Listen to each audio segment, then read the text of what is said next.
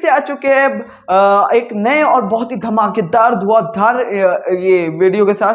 तो आज हम लोग पढ़ने वाले हैं साइंस का वन ऑफ द टफेस्ट, बोलूँ तो उसमें कोई दिक्कत नहीं होगी, one of the toughest chapter जो बच्चों को लगता है, ठीक है, उसके बारे में चर्चा करने वाले, जिसका नाम है इलेक्ट्रिक सर्किट्स। ठीक है, अब इसके तो नाम से ही बच्चे एकदम झन्ना से उठते हैं कि ये इलेक्ट्रिक सर्किट, इसमें सेल, बैटरी, प्लस माइनस ये सब पढ़ना होता है। लेकिन मेरा यकीन करो बहुत ही ज़्यादा सिंपल चैप्टर है, क्योंकि आपका टीचर बहुत अच्छा है। इस फैक्ट को एक्सेप्ट करना सीखो, ठीक है। तो आज हम लोग इस चैप्टर को पढ़ने वाले हैं। वीडियो एंड तक जरूर, वीडियो को पूरा एंड तक देखना, अपनी कुर्सी पे बैठ के या फिर जहाँ पे भी बैठे हो, और तब तक नहीं उठना जब तक कि उठने की मजबूरी ना। अब हम पढ़ने वाले, सबसे पहला टॉपिक है हमारा द सेल। द सेल, चलो तो अब देखो सेल का क्या मतलब है। सेल का एक बेसिक मतलब बताता हूं मैं आपको। सेल कोई भी एक ऐसा है, एक मैकेनिकल ऑब्जेक्ट है या फिर कोई एक ऐसा ऑब्जेक्ट है जिसमें टू टर्मिनल्स होते हैं। टर्मिनल मतलब बताता हूं मैं, जैसे समझो ये मैंने एक सेल ले लिया, ठीक है। अब मैं देखो यहाँ पे कुछ ब्रांड्स का नाम बीच बीच में लूंगा, तो उसमें कुछ बच्चे कंफ्यूज ना हो कि स्पॉन्सर है, हमें कोई स्पॉन्सर नहीं करता, ठीक है, अभी उतने फेमस नहीं हुए। तो ये देखो ये हमारी एक सेल है, ठीक है, ओए हैशटैग नो स्पॉन्सर्ड, ठीक है। तो अब देखो, अब ये आपकी एक सेल है। अब देखो सेल में आपके दो साइन होते हैं, एक प्लस एक माइनस, और ये जो दोनों चीजें होती है ना, इन दोनों चीजों को बोला जाता है टर्मिनल्स, ठीक है। एक पॉजिटिव टर्मिनल और एक नेगेटिव टर्मिनल। अब एक सेल में आपका क्या, एक सेल क्या होती है, एक ऐसा ऑब्जेक्ट जो इलेक्ट्रिसिटी कंटेन करता है, कोई भी एक ऑब्जेक्ट को पावर अप करने के लिए। अब सेल आपके मेनली आपके क्लॉक में, रिमोट में, या फिर कोई वैसी छोटी मोटी चीज़ों में यूज़ होती है, ठीक है। और अलग अलग तरीके की सेल होती है, लेकिन हर सेल में आपके दो टर्मिनल्स होते हैं, चाहे आप छोटी ले लो चाहे बड़ी सेल ले लो, ठीक है। तो ये बात हो गई आपकी सेल की। अब ज़्यादातर आपकी सेल आपका जिंक का बनी होती है, या फिर एक जिंक की बनी होती है, एल्यूमिनियम की भी बनी होती है, और उसके ऊपर एक प्लास्टिक कोटिंग चढ़ी होती है। समझ में आया, ताकि आप अगर सेल को पकड़ो तो आपको झटका ना लगे, ठीक है। तो यहाँ पे हम लोग का सेल वाला टॉपिक खत्म होता है। अब हम लोग आगे पढ़ने वाले बैटरीज के बारे में। अब जो व्यक्ति और जो मनुष्य ये समझ रहे हैं कि बैटरीज और सेल तो सर एक ही होते, तो दो अलग क्यों लिख रहे हो। तो बच्चा, आप अगर प्लूटो से नहीं आए हो तो मैं आपको बता दूं, बैटरी अलग चीज होती है, सेल अलग चीज होती है, ठीक है।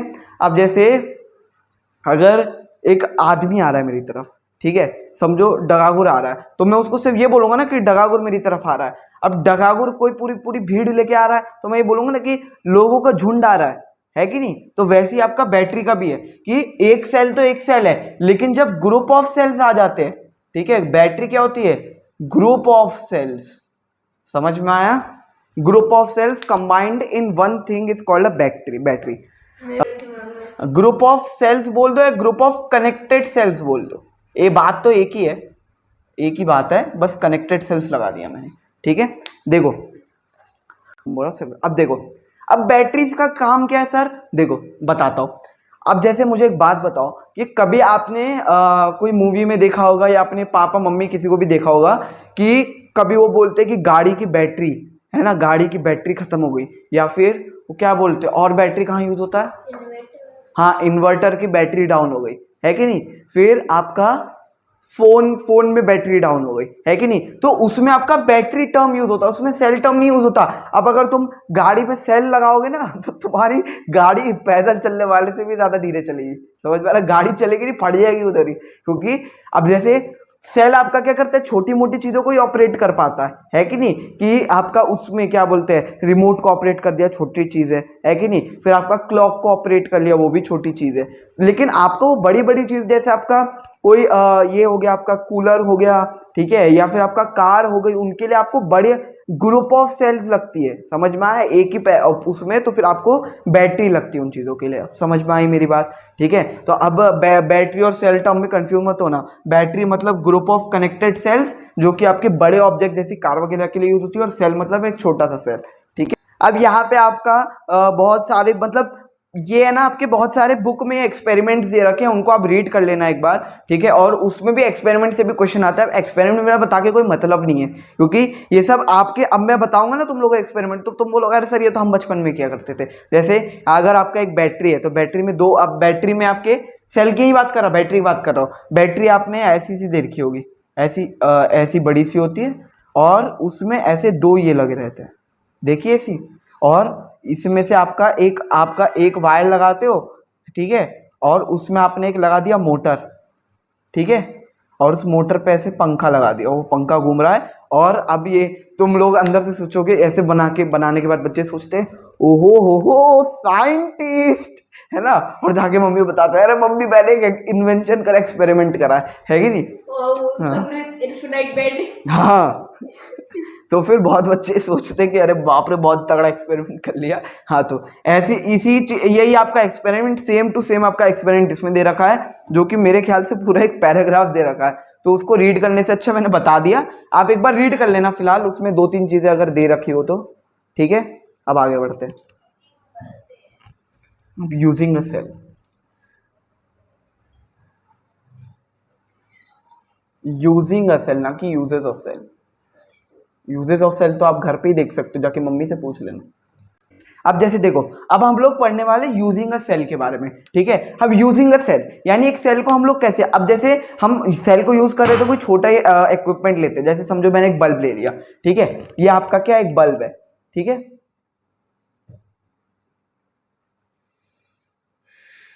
कृपया मेरी ड्राइंग पे ना जाए, ठीक है, ये ड्राइंग क्लास नहीं है।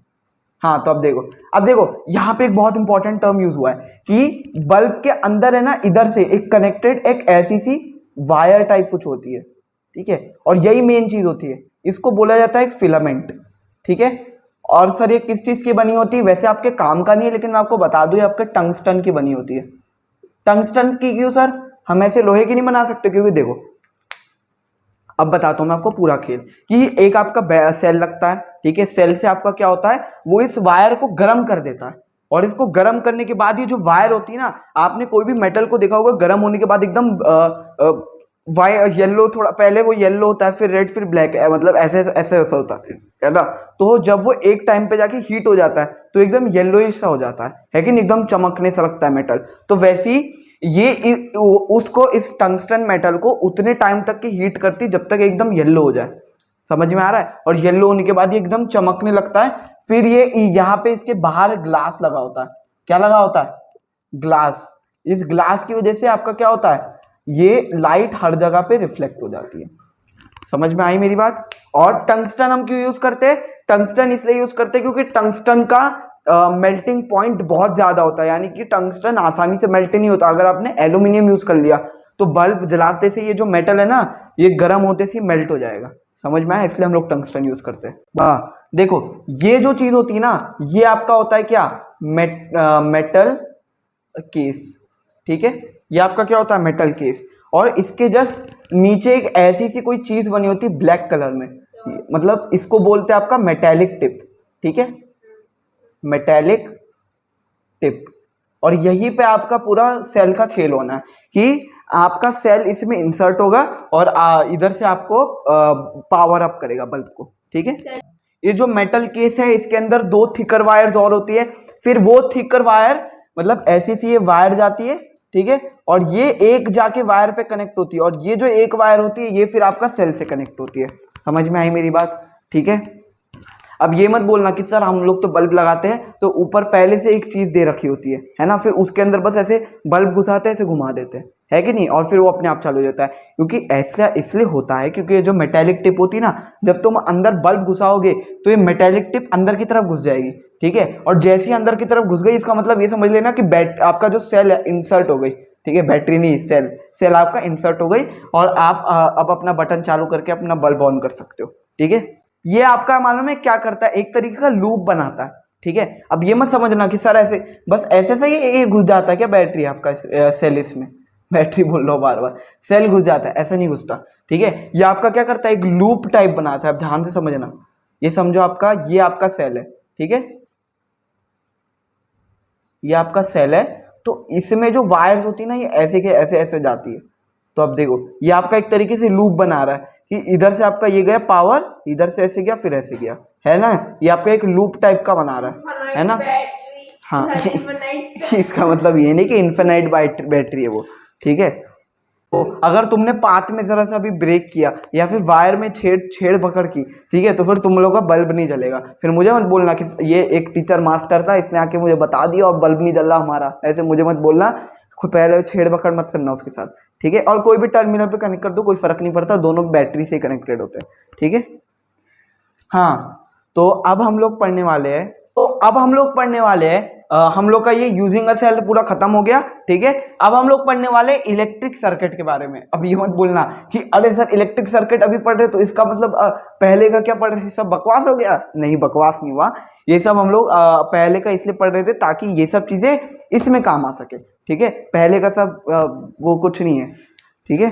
सबसे पहले देख लो, मैं आपको सर्किट का मतलब बताता हूँ। इलेक्ट्रिक का मतलब बताऊं? नहीं बताता, ठीक है। इलेक्ट्रिक का मतलब सबको पता है। सर्किट का मतलब क्या है?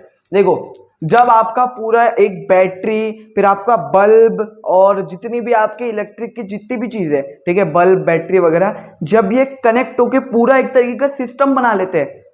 एक और एक चीज, ये सिस्टम के वो स्पेलिंग होती ये नहीं होती, ठीक है। जो ये लोग ये सिस्टम बोलते हैं उनको मैं 4 चाटे मारूंगा, गिनूंगा 2, ठीक है।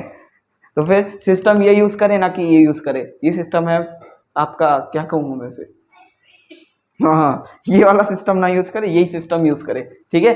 तो मतलब ये जब कनेक्ट होके पूरा एक इलेक्ट्रिक सिस्टम बना लेता है तो उसको आपका क्या बोलते हैं? सर्किट बोलते हैं। समझ में आया?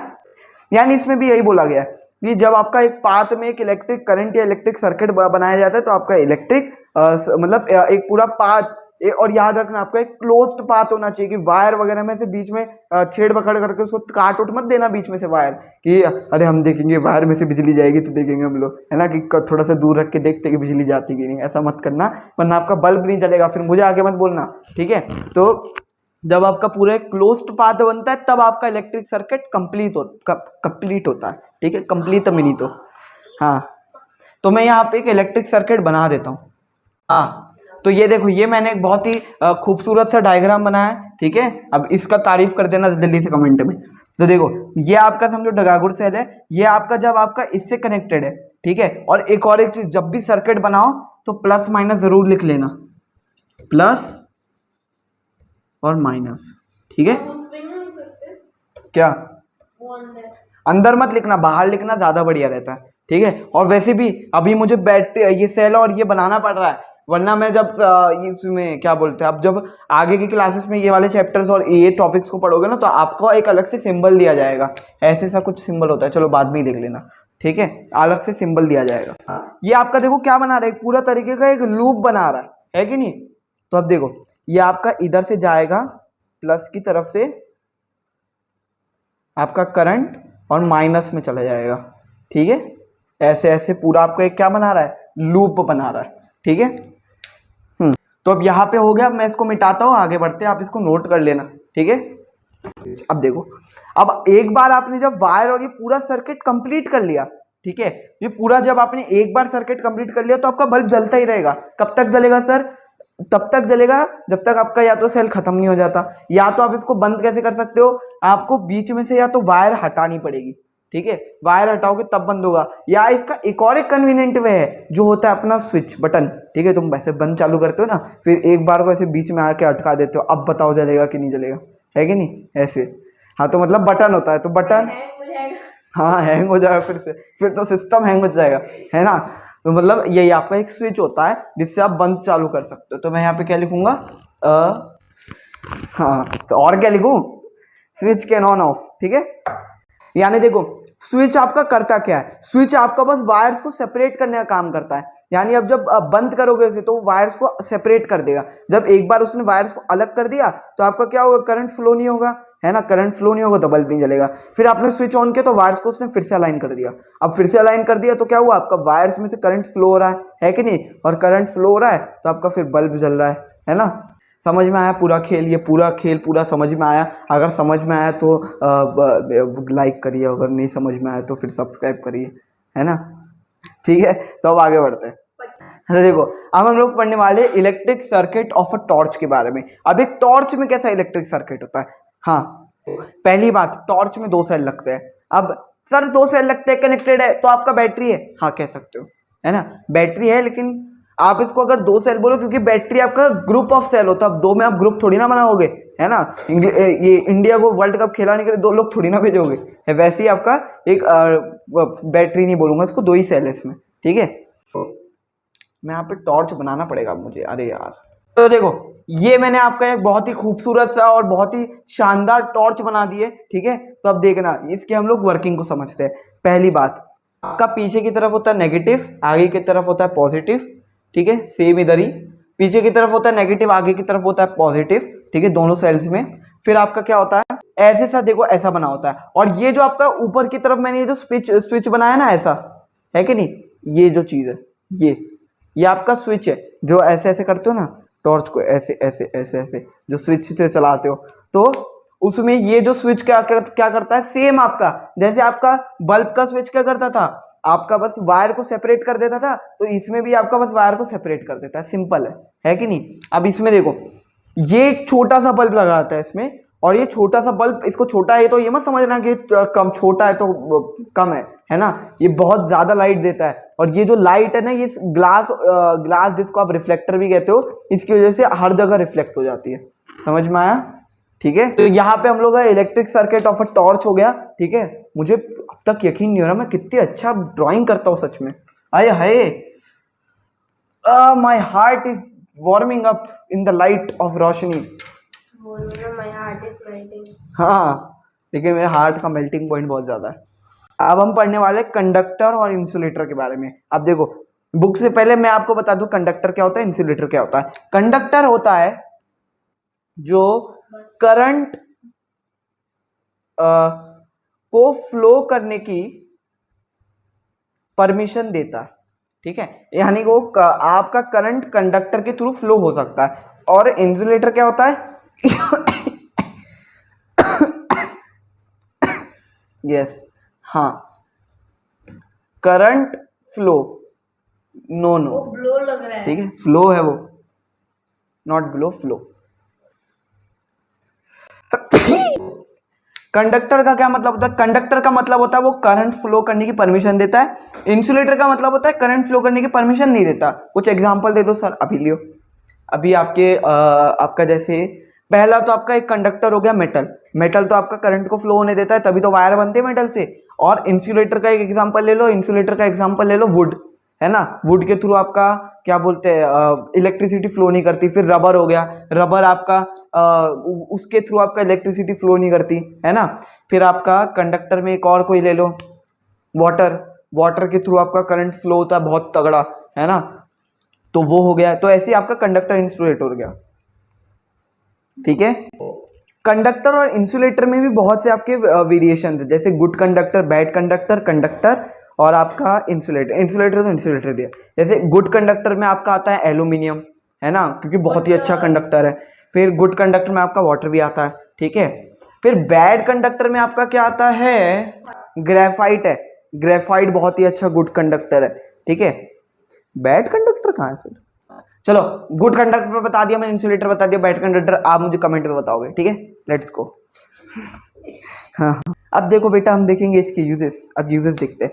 इलेक्ट्रिक वायर, अरे यूज तो खुद ही देख लो ना, कंडक्टर का यूज कहाँ आता है, इलेक्ट्रिक वायर्स में आता है, ठीक है। फिर आपका किस में आता है, फिर इंसुलेटर का भी यूज देख लो। इंसुलेटर का यूज आता है, जैसे आपका रबर एक इंसुलेटर है, तो आपको अगर पिकाचू को पकड़ना है तो आप क्या करोगे, इंसुलेटर वाले ये रबर वाले ग्लव्स पहनोगे, है ना, तो आपको करंट नहीं लगेगा, है ना। टीम रॉकेट करती थी ऐसा। हम जिनको पोकेमॉन नहीं पता वो सोचते होंगे सर क्या बात कर रहे हैं। तो मतलब समझो, अगर आपको कोई सर्किट के साथ छेड़छाड़ करनी है, या फिर आपको कोई मतलब कोई भी इलेक्ट्रिक का काम करना है, तो आप रबर के ग्लव्स पहनते हो, है ना, जो कि एक इंसुलेटर है। तो आप रबर के ग्लव्स पहनोगे तो आपको बिजली नहीं लगेगी, है कि नहीं। तो वो हो गया आपका।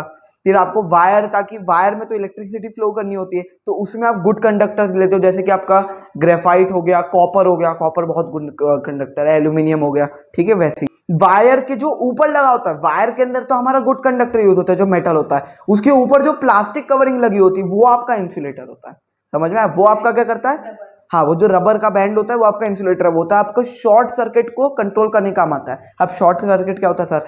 शॉर्ट सर्किट का मतलब होता है कि समझो आपका कभी एकदम ओवरलोड हो गया है ना इलेक्ट्रिसिटी, तो आपका वायर बीच में से कभी फट जाता है ना, कभी बैटरा फट जाता है और कभी।